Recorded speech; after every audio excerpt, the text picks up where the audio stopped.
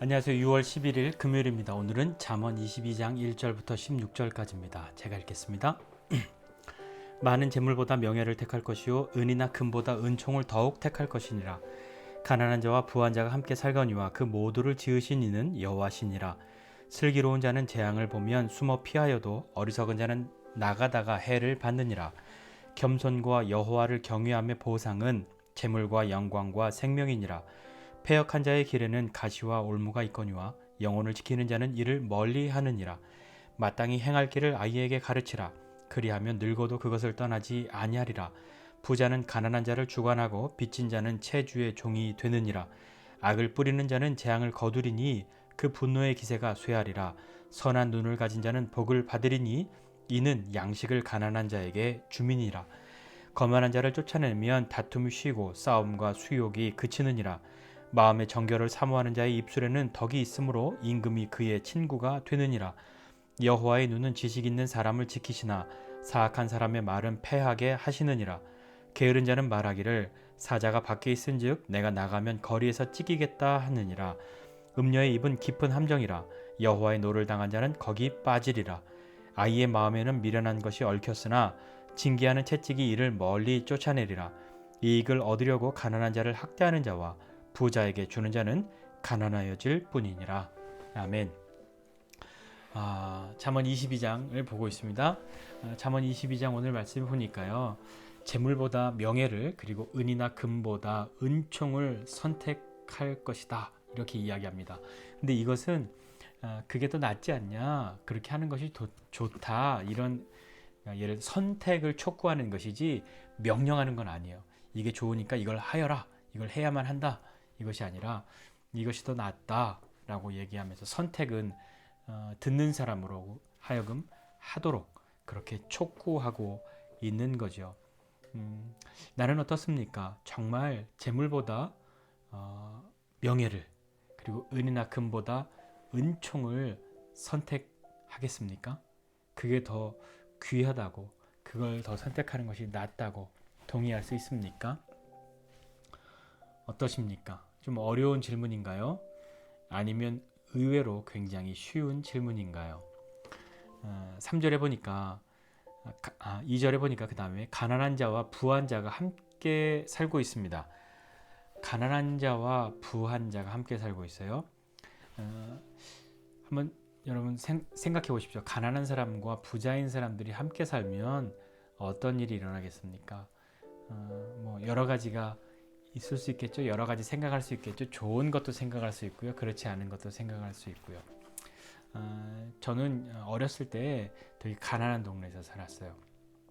동네에서는 아무렇지도 않은 옷이나 신발이나 뭐 장난감이나 이런 것이 학교에 가거나 또 잘 사는 친구네 집 그런 동네에 놀러 가면 굉장히 이상하고 이전에는 두드러지지 않았는데 그것이 자꾸 두드러지는 것처럼 보이는 그런 어색함, 불편함 그런 것 때문에 차별까지 받지는 않았다고 생각하지만 때때로 그런 거 비슷한 그런 느낌 그리고 좀 뭔가 많이 다르다는 것에 대한 일종의 충격 같은 것도 좀 경험했던 것 같습니다.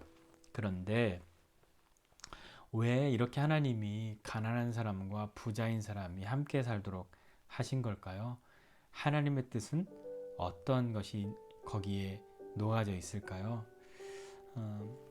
말씀을 보니까요. 주목해서 잘 보셔야 하는데 2절에 보면 그 모두를 지으신 이는 여호와이시니라 여호와시다 이렇게 이야기합니다. 가난한 사람도 부한 사람도 다 하나님이 지으셨다 이렇게 말씀하죠. 가난하거나 부하거나 그것으로 차별받거나 하는 것이 아니라 하나님은 모두를 그렇게 다 하나님이 직접 만드셨다. 뭐 부유한 사람에게는 하나님이 뭐 흙으로 만드실 때 더 많은 흙을 쓰고 좋은 흙을 쓰고 가난한 사람에겐 그렇지 못하였다는 것이 아니라 모두가 평등하게 또 동등하게 하나님의 지음받은 사람이라는 것을 말하고 있는 거죠. 그러니까 4절에 보면 겸손과 여호와를 경외함의 보상은 재물과 영광과 그리고 생명이다 이렇게 말씀하고 있습니다. 겸손과 여호와를 경외함이라고 하는 것은 여기서 무엇을 말하는 걸까요? 잠언 22장을 읽는 이 맥락에서 살펴볼 때 하나님께서 지으신 사람들을 어떻게 생각하고 어떻게 함께 살아가느냐 하는 것, 어떠한 마음으로 함께 살아가느냐, 그것을 말하는 것은 아닐까요? 그것에 대한 보상이 재물과 영광 그리고 생명이다, 이렇게 이야기하고 있는 것입니다. 재물과 영광과 생명, 이 중에 뭐가 제일 중요합니까? 여러분 어떤 게 제일 중요하다고 생각하세요? 그냥 보통 사람들에게 당신의 인생 중에서 가장 중요한 거 뭡니까? 이렇게 물어보면 대부분 두 가지를 얘기합니다. 첫 번째 가족, 두 번째 건강, 이렇게 이야기해요. 돈이 제일 중요합니다라고 마음속으로 생각해도 그것을 1번으로 내세우기엔 뭔가 좀 깨름직한 것이 다들 마음속에 있는 겁니다. 잘 생각해 보십시오. 아무리 돈이 많아도 목숨을 잃으면요, 생명이 없으면요, 그것이 의미가 있습니까? 의미 없음이지요. 그러니까 이 중에 가장 귀한 것은 생명이지 않겠습니까? 겸손하게 그리고 하나님을 경외함으로 사는 사람에 대한 보상이, 하나님으로부터 온 그 보상이 재물과 영광 그리고 생명인 것입니다. 5절에 보니까 겸손과 여호와를 경외함 없이 사람을 대하면, 그러니까 패역한 사람에 대한 이야기예요. 패역이라고 하는 것, 앞에 나온 것에서 생각해 보면 여기서 패역한 사람은 겸손하게 또 하나님을 경외함 없이 사는 사람인 거죠. 그렇게 살면 부하든 가난하든 하나님의 지으심 받은 사람이라는 것을, 그리고 함께 살게 하셨다는 것을 외면하고 자기의 욕심대로만 사는 사람, 그런 패역한 사람은 가시와 올무가 있다, 이렇게 말하는 거죠. 이 가시와 올무가 뭐겠습니까? 재물이죠. 그리고 영광이죠. 그리고 생명입니다. 왜냐하면 그것은 겸손함과 하나님을 경외함으로 사는 사람들에게 하나님이 주시는 것이기 때문에 그래요. 그러니까 이 패역한 사람들은 재물을 욕심대로 자기의 것을 추구하고 살지만 그것이 자기에게 가시와 올무가 된다는 것을 모르는 거죠. 그러면 반대로 영혼을 지키는 사람, 패역하지 않은 사람, 겸손함과 하나님 경외함으로 사는 사람은 하나님의 그 뜻을, 함께 살게 하신 그 뜻을 이루는 것을, 그 뜻을 알고 살아가는 것을 기뻐하는 사람은 가시와 올무에서 멀다, 이렇게 이야기하는 거죠. 이 말은 주신 재물에 얽매이지 않고 사는 사람이란 말입니다. 쉬운 일은 아니죠. 재물이 넉넉한데, 재물이 많은데 걱정 없이 사는데 그것에 매이지 않고 얽매이지 않고 산다는 것은 없는 우리에게는 가능해 보일 것만 같은 그런 이야기이지만 그것이 참 쉽지 않다는 것을 우리는 알고 있습니다. 알아야 합니다. 이것은 어지간한 마음의 결정 없이 그리고 선택 없이 그냥 주어지는 것은 아니기 때문이죠. 얽매이지 않는다는 것이요. 그러니까 6절에 이렇게 이야기하죠. 마땅히 행할 길을 아이에게 가르치라, 이렇게 이야기합니다. 여기에서 마땅히 행할 길은 뭘까요? 무엇이겠습니까? 잠언 22장에서 마땅히 행할 길은 어떤 것이겠습니까? 하나님을 사랑하고 사람을 사랑하는 마음으로 하나님의 지으신 사람들 사이에서 하나님의 뜻이 이루어지는 것을 기뻐하며, 하나님의 뜻이 무엇인지 알고 그것이 이루어지는 것을 기뻐하며 사는 것, 그것이 우리가 가르쳐야 할 마땅히 행할 길 아니겠습니까?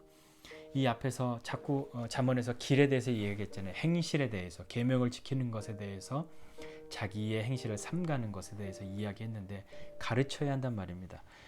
가르치면 어떻게 되나요? 그리하면 늙어도 그것을 떠나지 않을 것이다. 늙어서까지 하나님의 뜻대로, 하나님의 뜻을 따라 사는 것을 기뻐하며 살아가는, 그것이 얼마나 귀한 일입니까?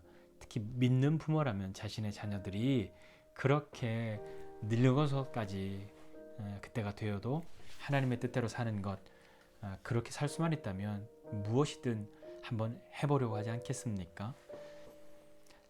가르쳐야 합니다. 가장 강력한 가르침은 좋은 선생님을 소개시켜 주는 것이 아니라, 저런 사람에겐 이런 일이 있었다라고 그렇게 가르쳐 주는 것이 아니라 내가 그렇게 사는 것입니다. 나는 그렇게 못 살았지만 너는 그렇게 살아라 라고 하는 것처럼 약한 가르침은 없습니다. 그것이 아니라 삶으로 본을 보이고 가르쳐야 하는 것이죠. 이것이 믿는 부모의 책무입니다. 9절에 보니까요. 선한 눈을 가진 사람, 그 사람은 복을 받는다 이렇게 이야기합니다. 선한 눈 가진 사람이 복을 받. 눈은 뭐죠? 보는 거잖아요. 근데 선한 눈을 가진 사람이 복을 받아요. 이는 그 이유가 뭐냐면 양식을 가난한 자에게 주민이라. 양식을 가난한 사람에게 주었다는 거예요. 선한 눈이 있기 때문이죠. 풍족하기 때문에, 부유하기 때문에 나누는 것일까요? 주는 것일까요? 이 선한 눈은 어디에서 왔을까요? 날 때부터 선한 눈이었을까요? 어디에서 배웠을까요? 어떻게 이렇게 해야 된다는 것을 알았을까요? 배우지 않았겠습니까? 때로 그것을 가르치기 위해서 15절에 보면 아이의 마음에는 미련한 것이 얽혀있기 때문에 징계하는 채찍이 이를 멀리 쫓아낼 것이다 라고 말했던 것처럼 그것을 배우기 위해서는 징계, 훈육도 필요한 겁니다. 이게 저와 여러분에게 오늘 주어진 숙제가 아닐까 생각합니다. 우리 중에는 자녀가 있는 부모이신 분들도 있고 아직 결혼하지 않은 분들도 있고 뭐 다양합니다. 난 자녀가 없으니까 이것에 해당 사항이 없네요 라고 생각하실 것이 아니라 자녀가 있는 부모 된 사람은 이것을 살아내므로 이렇게 살아감으로 가르쳐야 하는 것이고 자녀가 없는 사람은 지금부터 이렇게 살아야 하는 거죠. 그래야 나중에 가르칠 수 있지 않겠습니까? 여러분의 자녀에게만 가르치겠습니까? 아이에게 가르쳐야죠. 여러분 뒤를 따라오는 사람들에게 가르쳐야 하지 않겠습니까? 나는 부모님이 믿는 분도 아니었고요. 그걸 배워본 적도 없어요. 그래 본 적이 없는데요. 그러니까 이제부터 내가 그렇게 살아야 하는 것 아니겠습니까? 재물이 최고라고 가르치고 그것을 추구하며 살아가는 것이 가장 가치 있는, 노력하며 살아야 하는 것이라고 가르치고 있는 세상을 살고 있습니다. 그런 세상 속에서 우리는 재물 없어도 살 수 있어요 라고 그렇게 소리치는 것이 아니라 재물에 함몰당하지 않고 다른 가치가 있음을 깨닫고 그 뜻대로 살아가야 하지 않겠습니까? 나는 가난할 수도 있고요, 부할 수도 있습니다. 그러나 하나님이 이 모두를 지으셨다는 것을, 그리고 함께 살도록 하셨다는 것을 기억해야 합니다.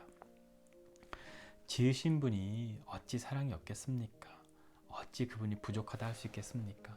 하나님 다 부자로 만드셨어야죠 라고 우리가 한다면 그것은 우리를 향한 하나님의 뜻을 외면하는 것이 아닐까요? 이렇게 이야기하면 대부분은 나는 가난한 사람입니다. 그러니까 부유한 사람들이 나를 많이 도와주어야겠네요 라고 생각할지 모르겠습니다. 보편적으로 우리가 아주 부한 사람이 아니라는 그런 것에는 다 동의할 수 있습니다. 그러나 선한 눈을 갖지 못할 만큼 그런 사람들은 아닙니다. 하나님이 지으신 귀한 지체들로서 서로가 서로를 격려하고 마음으로, 삶으로, 또 양식을 나누어 주는 것으로 함께 할 수 있는 우리 모두가 되시기를 주님의 이름으로 부탁드립니다. 기도하겠습니다. 하나님 아버지, 정말 하나님이 모두를 만드셨고 함께 살도록 하셨는데 가난한 자와 부한 자가 함께 살아야만 하는 것이 이 세상을 향한 하나님의 마음이라면 하나님, 우리는 이 세상 가운데서 어떻게 겸손하게 하나님을 경외함으로 살아가야 하겠습니까? 하나님, 우리가 이거 배우게 하여 주시고 정말 처절하게라도 연습할 수 있도록 하나님 은혜를 베풀어 주십시오. 선한 눈 가진 사람 되게 하여 주시고 하나님의 뜻 이루어지는 것을 기뻐하며 살아가는 모두가 될 수 있도록 하나님 은혜를 베풀어 주십시오.